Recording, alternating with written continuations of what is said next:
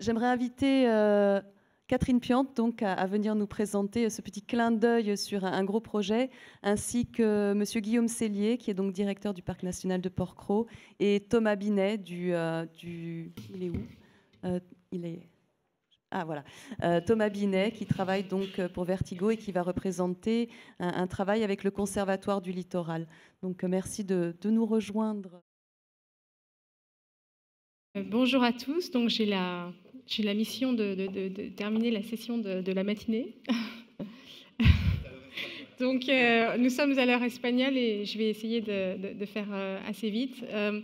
Je voulais je vais vous parler très rapidement en fait, des conclusions d'un projet qu'on a fait à l'échelle du bassin méditerranéen avec l'Université de Nice, le Parc national de Porquerolles et Medpan, sur la pêche. Alors je vais commencer par un raccourci un petit peu énorme, mais les raccourcis ont leur intérêt. Là, je vous montre un petit peu les zones de pêche en Méditerranée.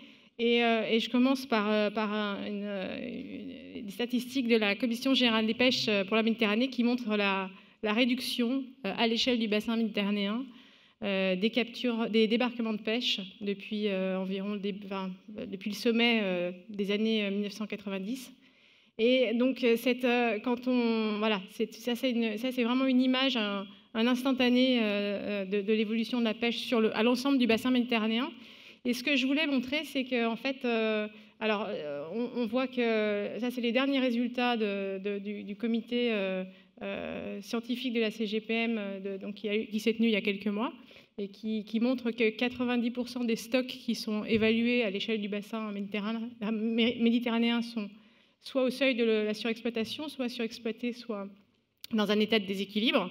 Donc on est face à un constat assez grave et important. Donc l'idée, c'était de mettre un peu en parallèle, après cette vision globale de la situation de la pêche à l'échelle du bassin méditerranéen, quelques cas d'aires marines protégées. Alors dans l'étude qu'on a menée, qui s'appelle « L'engagement des pêcheurs dans les aires marines protégées », on a étudié 26 aires marines protégées sous l'angle de la gestion de la pêche. Donc c'est une publication qui est disponible sur le site de Medpan et qui montre sur lequel on a fait un bilan sur la base de la littérature scientifique de l'effet réserve pour chaque aire marine protégée, de la réglementation, de la pêche dans les différentes aires marines protégées. Et aussi, on a essayé de faire une synthèse des connaissances scientifiques qu'on a sur l'impact des aires marines protégées sur le secteur de la pêche, c'est-à-dire en l'occurrence, les quelques données qu'on a trouvées sont sur les captures par unité d'effort. Et donc, on a essayé de faire la synthèse des données disponibles sur les captures par unité d'effort sur les pêcheries qui ont lieu dans des aires marines protégées. Donc, en fait, là, je vais juste vous donner trois diapos sur 3 aires marines protégées différentes. La première, c'est le site de la Côte Bleue. Et là, on voit typiquement le résultat donc, des pêches expérimentales à l'intérieur de la réserve intégrale, qui montre vraiment l'effet réserve avec une croissance significative de la taille moyenne des poissons entre 1995 et 2013. Donc 111 grammes, 265 grammes, ça a plus que doublé. Donc là, voilà, on a un effet réserve. C'est un des premiers bénéfices puisque cet effet réserve va générer...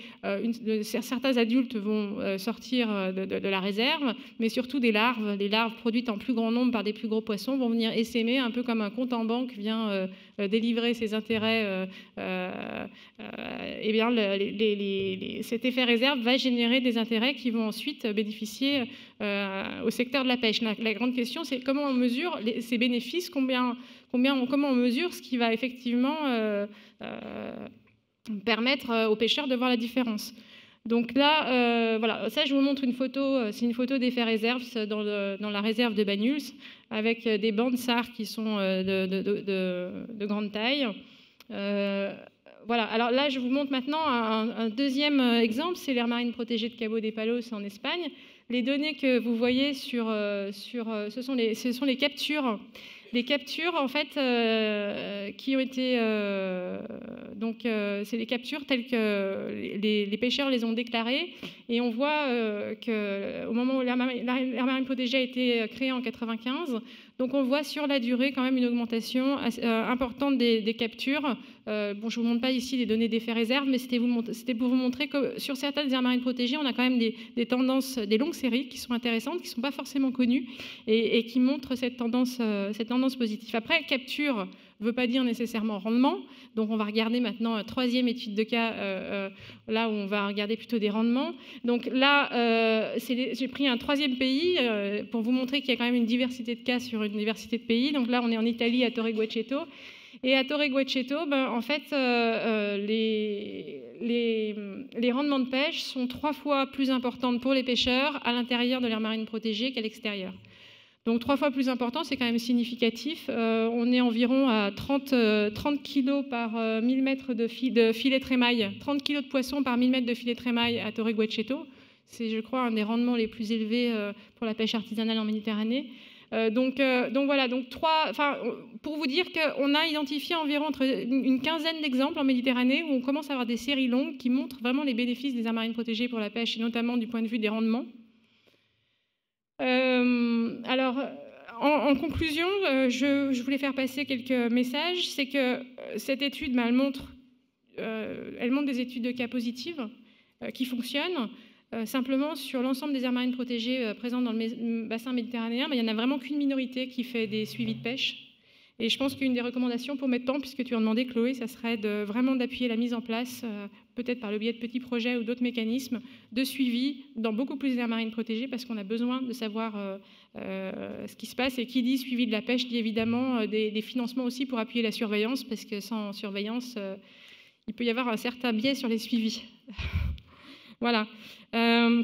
Il y a aussi d'autres choses à soutenir. Il y a des sites qui ont des séries longues assez impressionnantes. Je ne donnerai pas de nom, mais enfin, on a des séries longues quand même sur les rendements de pêche en Méditerranée. Et chaque année, souvent, chaque suivi, les suivis ont du mal à se poursuivre. Donc, il y a besoin aussi d'un appui sur la durée, sur la synthèse aussi, des études de synthèse sur les longues séries, etc.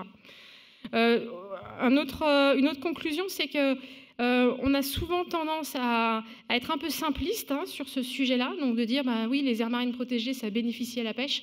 Et en fait, l'étude, elle montre très bien que c'est au cas par cas. Il y a une grande variation, il y a une grande variabilité. Donc en fait, qu'est-ce qui est différent? Déjà, les habitats marins sont différents. Donc qui dit des habitats très différents, dit des productivités du milieu qui sont naturellement différentes. Il y a des pratiques de pêche très différentes, il y a des efforts de pêche différents. La pêche de loisirs n'est pas prise en compte partout pareil. Donc, voilà, en gros, on est au cas par cas. Et il faut aussi dire que dans certains cas, les pêcheurs vivent durement la perte de territoire de pêche. Il y a des reports de pêche qui parfois sont problématiques autour de l'aire marine protégée. Donc, on arrange la situation dans l'aire marine protégée, mais on crée un report autour. Donc, je trouve que ça serait intéressant qu'on développe vraiment sur ce thème-là une approche, je dirais, réaliste, et pas simpliste, parce que souvent c'est un peu simpliste, mais vraiment réaliste, basé sur la réalité des problèmes.